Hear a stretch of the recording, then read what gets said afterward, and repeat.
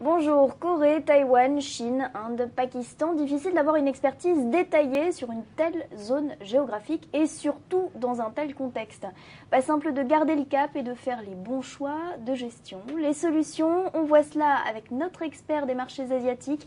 Il a créé Ceres Asset Management il y a maintenant 2 ans. André Marini, bonjour. Bonjour. Merci d'avoir accepté notre invitation. Alors on le rappelle, vous êtes le président de Ceres Asset Management. Aujourd'hui, on voit avec vous Ceres Asie. Alors expliquez-nous un petit peu la construction de ce fonds. Eh bien, Ceres Asie peut investir dans une douzaine de pays en dehors du Japon. Essentiellement, on a la Chine, Taïwan, la Corée, l'Inde, Singapour, Malaisie. On parle de 12 pays, ça fait quand même une large zone à couvrir. Ça demande une vraie expertise quand même. Oui, j'ai une expérience très ancienne de l'Asie, puisque dès 1983, j'ai créé une SICAV Asie au CCF, une des premières. Et ensuite, j'ai dirigé les ventes de Merrill Lynch sur l'Asie, le bureau de Baring Securities à Paris, qui était numéro 1 sur l'Asie. J'ai créé une société de courtage sur l'Asie et Ceres Asset Management sur l'Asie. Donc j'ai une expérience approfondie de la région, parce que j'y ai fait de très nombreux voyages, de très nombreuses visites de sociétés, d'usines, d'analystes, d'économistes. Nous sommes 4 et nous avons donc modélisé beaucoup de nos interventions sur les marchés. En quoi c'est intéressant finalement? Eh bien, nous avons une vision globale que beaucoup d'autres gérants suivant un pays n'ont pas.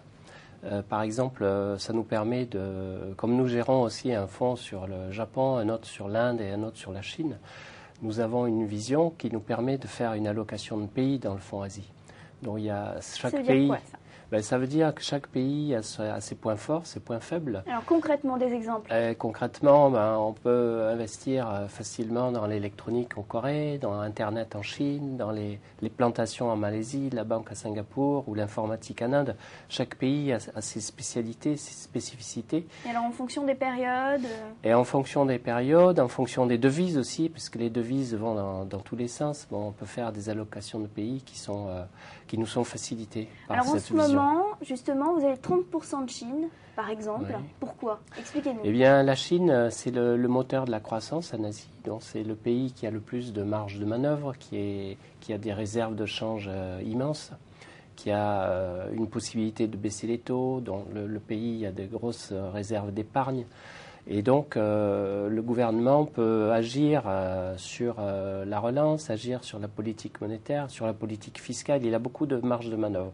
Et puis, après la chute du marché en 2008, on a une évaluation qui est autour de 8 fois les bénéfices, alors que les 10 dernières années, c'était 15. Corée, Taïwan, c'est aussi les 2 autres positions les plus fortes. Oui, Corée, c'est un pays qui a beaucoup de problèmes, beaucoup de déséquilibres. Et donc, c'est un pays sur lequel on est très méfiant et une devise sur laquelle mais ça, c'est pas rassurant ce que vous nous dites là. Si, parce que la devise s'est effondrée l'an dernier et donc ça donne beaucoup de potentiel au secteur électronique et automobile, aux 2 secteurs qui sont en concurrence avec le Japon et Taïwan. Taïwan, le price to book est à 1 fois. Bon, c'est un pays qui a beaucoup souffert en 2008 aussi, et parce qu'il dépend uniquement de l'étranger. Et les commandes de l'étranger se sont effondrées, sont arrêtées carrément. Oui, et donc, pas positif non plus. Non, c'est pas positif, mais c'est un pays où on a le premier signe de restockage vont arriver, puisqu'on a eu des exportations désastreuses depuis plusieurs mois. Justement, André Marini, en quoi c'est intéressant aujourd'hui de venir sur ce fonds? Eh bien, c'est un fonds qui a donc une région entière dans sa couverture, et ensuite c'est la zone qui repartira la première, parce que... ça, c'est votre avis? Non, c'est mon avis, parce que dès que l'Amérique ou l'Europe repartiront, que ce soit en 2009 ou en 2010, l'Asie est une sorte de varan sur la croissance occidentale. Et donc, il y a un potentiel très important de reprise. André Marini, merci beaucoup. Merci. Et on rappelle le nom du fonds présenté lors de cette interview. Il s'agit de Ceres Asie, un fonds d'action asiatique hors Japon. Merci de votre attention. À très bientôt.